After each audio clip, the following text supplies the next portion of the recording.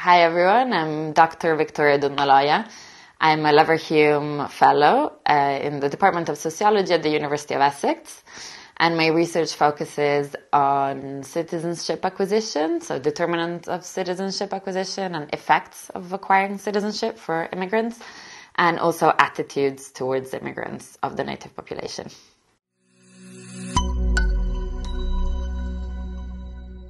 네, 여러분 안녕하십니까. TVU 월간지방정부 시청자 여러분, 오늘 이렇게 닥터 도나젤라 교수님을 만나 뵙고 이민 정책에 대해서 말씀을 나누게 되었습니다. 많은 정책 아이디어들 많이 발굴하셨으면 좋겠습니다. So how has the UK approached the integration and assimilation of immigrants? Here, it's intended as a political project. So it's not just a way to describe diversity, but it's a way to describe certain policies. So recognizing claims of different minority groups and adapting laws and policies towards them. So to give you an example, that might be useful. You have to wear a helmet if you go on a motorbike.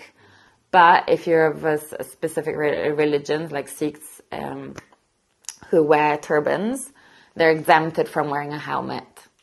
So that's an example of policy that is tailored towards a law, actually, that is tailored towards different groups. So multiculturalism, that also includes anti-discrimination laws, Race Relations Act. So obviously the diversity came with opposition straight from the beginning.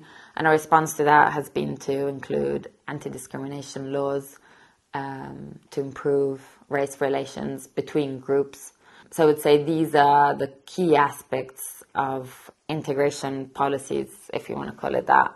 The way the UK has handled immigration. Strategies or programs have been implemented in the UK to foster cohesion. Access to resources in a similar way to natives, right? So welfare provision, national healthcare, education is very important. So access to public schooling and mixing in public schooling.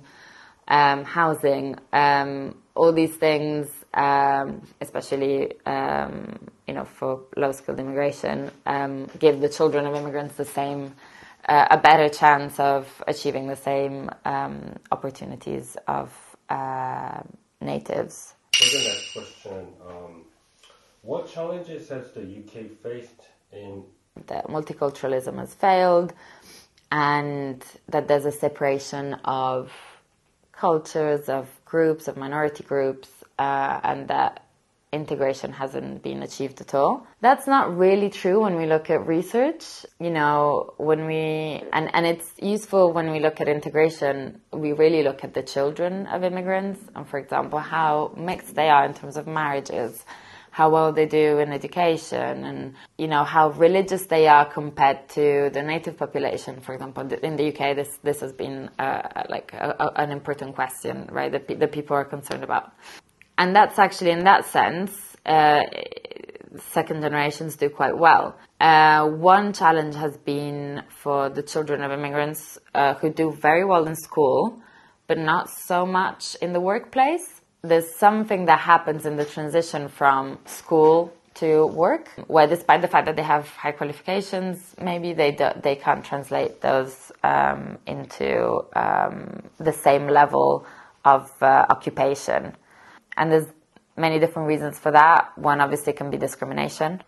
In South Korea, immigrants comprise only about 5% of the population. And so I think a key difference, it's important when we think about immigration in different countries, that it really matters who the groups are, where they come from, and how they're selected at the origin, right? So why are they moving? If they're moving because of family reunification, you're likely to have a lot of women and children. If they're moving only for employment opportunities, are they highly skilled or lower skilled? What kind of employment are they coming here for? Because this will really inform the pathway that they will then go through once they arrive. So, for example, Indians in the UK are more highly educated than Pakistanis. And that's because they came in different waves to the UK, and to come work in different sectors. One thing is if you come and work in the manufacturing industry. One thing is if you're coming to work as a nurse. Obviously, your levels of education are very different. And so the things that you will do once you arrive will be different, and the opportunities that you will have will be quite different. And so it's important to consider the pull factors in the country of destination, like in Korea or in the UK. Why are people coming?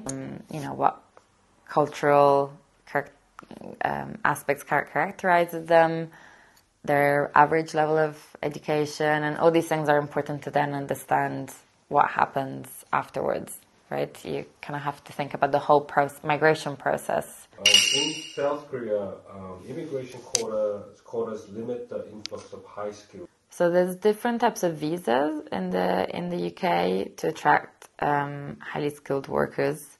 Different exemptions, and there's quite a few. So, for example, there's one about talent. I forgot what it's called, global talent or something. So if you come from one of the top universities in the world, you basically don't need a job to come to the UK. And these are very specific. Otherwise, the most used one is a Tier 2 visa, which you have to come here with a job offer. And there's other criteria. For example, you need to earn a certain income, and it needs to pay a certain amount of money. And employers here have to demonstrate that they couldn't find someone to fill that job role, and they had to look elsewhere. These are ways of attracting highly skilled immigrants, which are what public discourses focuses a lot on attracting highly skilled immigration. In reality, we know that what is mostly needed is more low-skilled immigration, and there's entire sectors here that rely on it. So the care sector, national health care, the agricultural sector. So all of these rely completely on migrant workers. And they're not highly skilled, but they're industries that are absolutely necessary, more so than highly skilled workers, I would say. But politically, they're not as popular.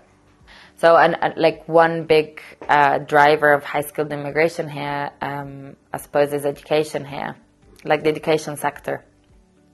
So universities attract high numbers of international students, and that's actually, they basically rely on international students. So that's a way to attract affluent migrants. It's changing now because they've tried to restrict. That has actually had a big effect on numbers of people coming. Thank you for having me. It was really nice to speak to you, and thank you for all your questions. Bye.